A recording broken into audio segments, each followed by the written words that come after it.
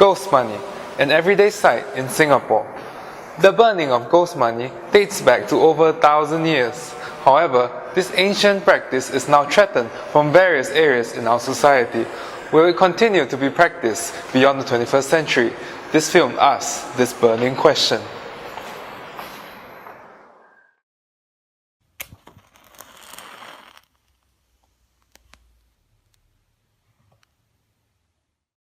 The earliest form of the burning practice that we can observe would be in the beginning of the Three Kingdoms period in 220 AD, when paper was cut into coin shapes and was burned for the spirits. The practice developed over the years. By the 12th century, it became a standard item in funeral ritual. The major waves of Chinese diaspora in the 19th century saw migrants moving to economic centers all over the world. Singapore was one of these economic centers in particular after being established as the capital of the British trade settlements in 1832. Its free trade policy and liberal open-door policy drew many Chinese immigrants from Southeast China to its shores. The Chinese quickly became the largest ethnic group, accounting for 63% of the island's population by 1881. The immigrants brought with them bastions of Chinese culture, including religions such as Taoism and the Chinese brand of Buddhism, as well as traditional practices such as the burning of ghost money to Singapore. Ever since, the burning of ghost money has always been a part of Singapore Chinese culture. The burning of ghost money is practiced for a number of reasons. It is seen as part of the prayer to the many Chinese deities. However, the burning of ghost money to pay respects to dead relatives and ancestors is a more prevalent practice and is observed in a larger part of Singapore's Chinese community. It is often practiced during funerals, death anniversaries, and birthdays of the dead, and to a larger extent on the 5th and 7th month of the lunar calendar during the Qingming and Hungry Ghost festivals. On these occasions, ghost money is burned to ashes so that they may go beyond the confines of the living world. Burning is believed to have changed the nature of the offerings. In their original form, they could not go anywhere. Burning accomplishes the vital transformation which sends the money together with other paper items to the ancestors, gods, or the ghosts. According to scholar Pierre Sangren, a transformative process is represented, and it is fire that possesses the transformative power. A school of belief is that a human being is born into the world by borrowing money from the bank of the underworld. Each person stays alive as long as the debt remains unpaid. At death, the person is required to repay in full the loan that was contracted at birth. Burning of paper currency and gold or silver paper is to assist in paying the soul's expenses during the 49 days is believed necessary to traverse in hell. For the past 50 years, Singapore has experienced rapid modernization and industrialization, altering the structure of the society and the landscape of Singapore. The changes in the structure of the city and urban spaces in Singapore have, in one way or another, affected the practice of burning ghost money. The religious demographics of the Chinese community have been changing. The Christian population has been growing, causing a significant drop in the number of people who identify themselves with the practice of burning ghost money. To find out more about how this has affected the practice of burning ghost money, we visited neighborhood joss shops located in Singapore's heartlands.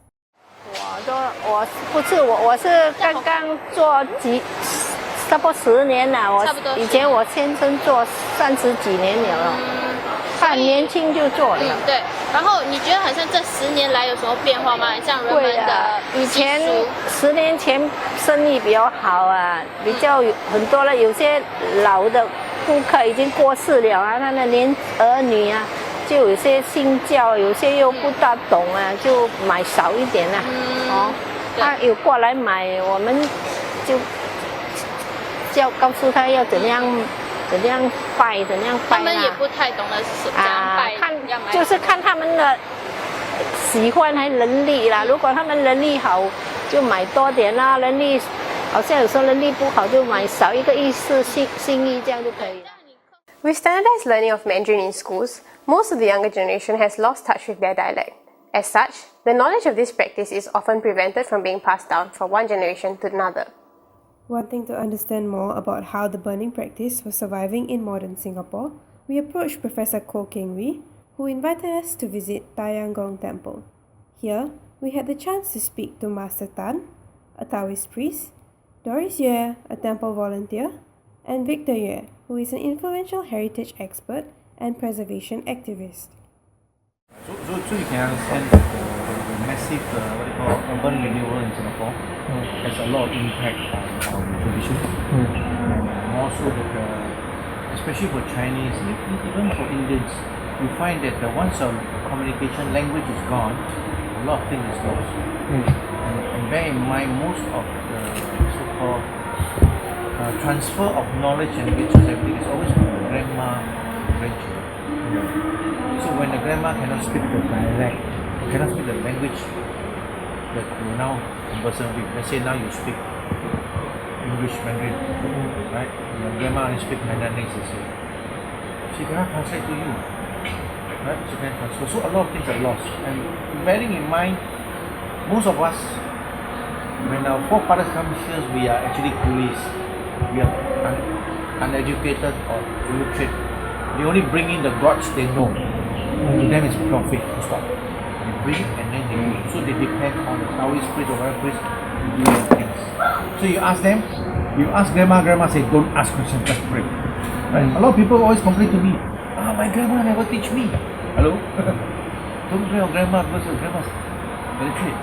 But illiterate doesn't mean she doesn't know. She knows. But then she might not be able to explain. So this is the problem. So that's why now we're trying to go back and pick up all this information, rationalize it. The modern lifestyle also affects the ritual of burning ghost money. The demand for efficiency also changed the entire practice. So even the Jaws paper, they are evolving. Like now this one is, I believe, is recycled paper. That's why the quality is not as good like last time long ago. They have one type of very, they call it something like the rice paper for people, the Chinese painting. So maybe it's more expensive, and then that's why they thought, maybe it's just for burning. So that's why now they use this type of paper. Okay. So and you can notice that the change is last time they have more silver like this, or and more gold, and then now only one for show is more gold, more silver, and then the rest is just like symbolic or less lah. 这样好像说他们的纸的质感有变化吗？好像说以前好像是比较好的有啊，看了有看quality，对，看你的公司的quality了。有些他们说，哎呦，我买的很便宜啊，什么它的纸张比较没有这么好啊。是他们现在有在用环保纸吗？有啊，这种就是环保纸啊。它烧了它不会乱飞了。这种它是环保纸做的，对，有价钱有不一样吗？这个是同样啊，有些比较贵一点，好像这个就5块钱呐，也有小的啦，好像人家不大喜欢太大，就用这种了。这样金纸他们以前的那个品质是有变化吗？这几年来？这几年当然是有变化嘛，因为现在的纸很多种类嘛，他们可以有那个环保纸什么纸啦。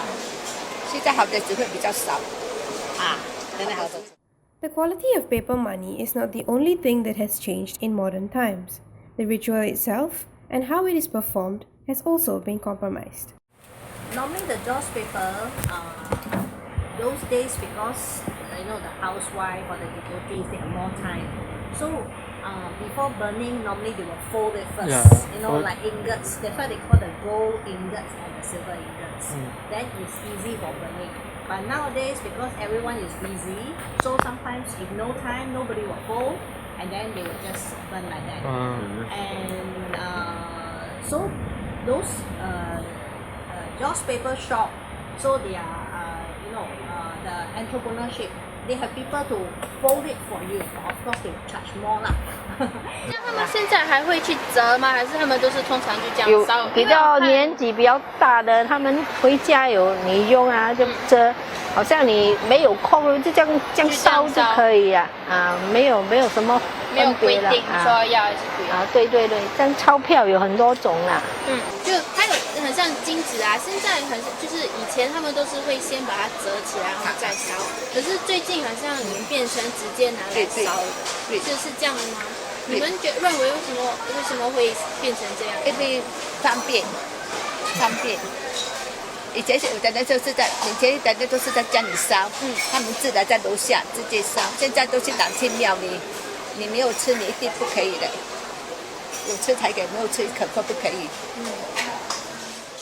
With rising desire for convenience, the meaning of ghost money has been lost. Yet, ironically, the shapes, designs and colours have increased as producers seek to stand out from their competitors. Some Singaporeans today are effectively bankrolling this vibrant industry and have no qualms shelling out huge sums of money for different types of ghost money. 其实都是算是其一样的实这种比较通行啦，这些就是人为的啦。好像人家自己头脑想来赚钱啊，这些比较假的啦。这些是最近比较华丽的这个就是很久以前我们做小孩子就有了，我们的祖先他们就用这种了。Nowadays, many supermarkets are also selling ghost money. However, they are unable to provide customers with the proper knowledge of the different types of ghost money and their uses. Nowadays, like, okay, like, you go Sheng you can buy what you buy. Okay. Nowadays, you go commercialization. The first one I saw appearing was Giant. Giant start packaging. Of course, during 7 months, they package a lot because this is where everybody will buy. And then I think now they have a lot of a la carte online. Which ones you can choose what you want. And Sheng is very big. So these are all basically originally Malaysian products. Malaysian based, so they know what the locals want. NTUC now follow also. Sorry? NTUC also. So you find that in a way it's good because it becomes common, but unfortunately the original jaw shops start losing the business. But they are the one that actually knows more than the supermarket. What do you use? How do you use? You ask supermarket, say, you see whatever you have, you get down there. But the jaw shop will give you value added. What dialect you are, what you're praying, how do you pray, what you should use. The extravagant new varieties and the generic supermarket products have further eroded the traditional cultures and the significance of the rituals. With weakening influence, do the rituals continue to hold a place in Singaporeans' life? Today, with rising population numbers and the expectation tied to the gentrification of living spaces, the burning practice raises many tensions. Tapi saya tak faham pasal anak saya dua ada asthma kat sini. Jadi when this thing masuk kat rumah kita is unacceptable. Kalau you want, you bring this to your own house, you bakar kat dalam rumah you. So anak-anak you kena, is you punya Tuhan. Okay.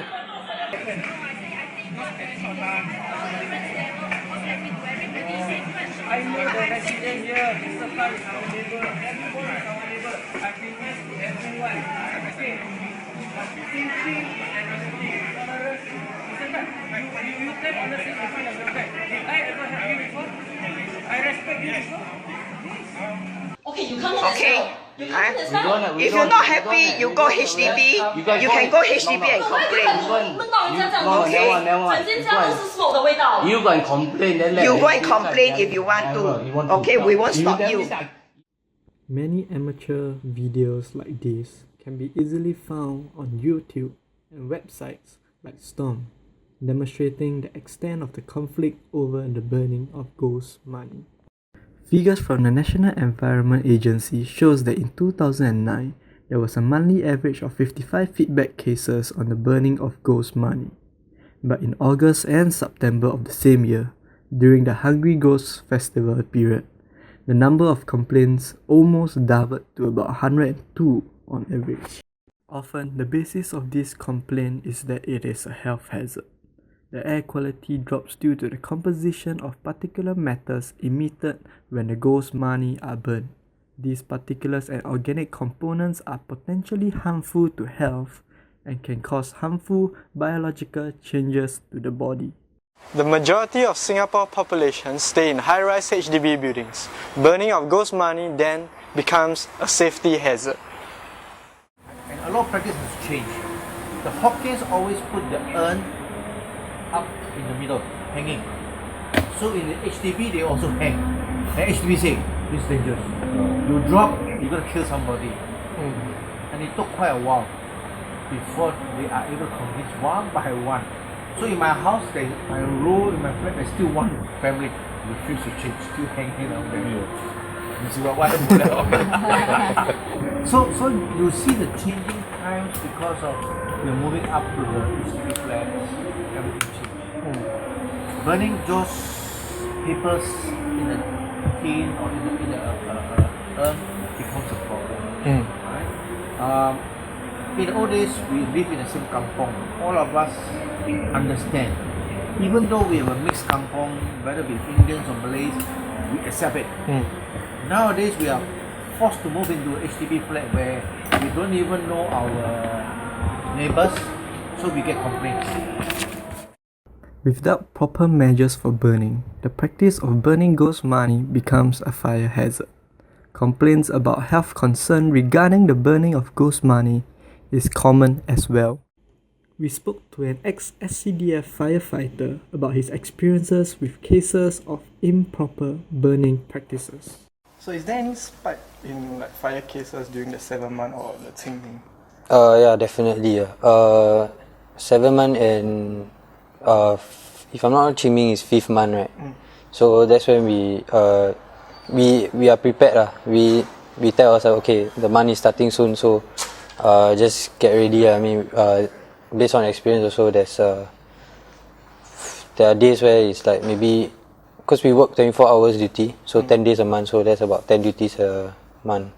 So it's about, you can have 3 to 4 cases a day during this period. So what's your worst case that you ever faced regarding like during this time period? The worst case, like, is there any if a house get burned down or any?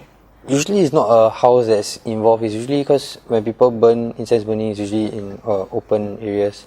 So for me, the most major incident was actually during the Qingming period. So my fire station actually was, the boundary covered by my fire station was part of Bukit Brown Cemetery. So there's a Chinese cemetery there. So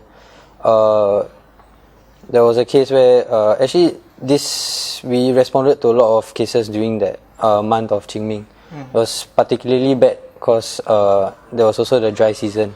So what happened was there was this day where we were inside the cemetery, the forested area, for about 14 hours until about 2 a.m. at night. So you were inside there? Inside there, yeah. For 14 hours? Yeah.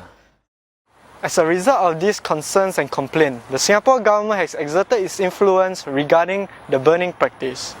The National Environmental Agency implemented a set of rules regulating the location, number, weight and density of this offering one is allowed to burn around the housing estate. The public is not allowed to burn freely, but to use the containers and bins provided by the town councils. They must also clean up after the ritual is done. So end result, all the religious practice becomes very small, very quiet, and within the community, right? So because of that, you find that there's actually less and less understanding of the different practices. So I think this is a problem. That's why we are trying to promote like the Chinese temples as a cultural heritage. Given the issues we discussed thus far, what is the future of burning ghost money? How can we preserve it as part of Singapore's heritage? Perhaps we need to be creative in preserving this tradition. One such way would be the idea of virtual burning through websites where people can create accounts to buy and burn virtual offerings for their ancestors. Or the idea of using an electrical fire instead of real fire, removing the risks of a possible fire hazard as well as air pollution. Both the government and the Singapore society can do more to preserve it before it totally fades away in Singapore's urban space.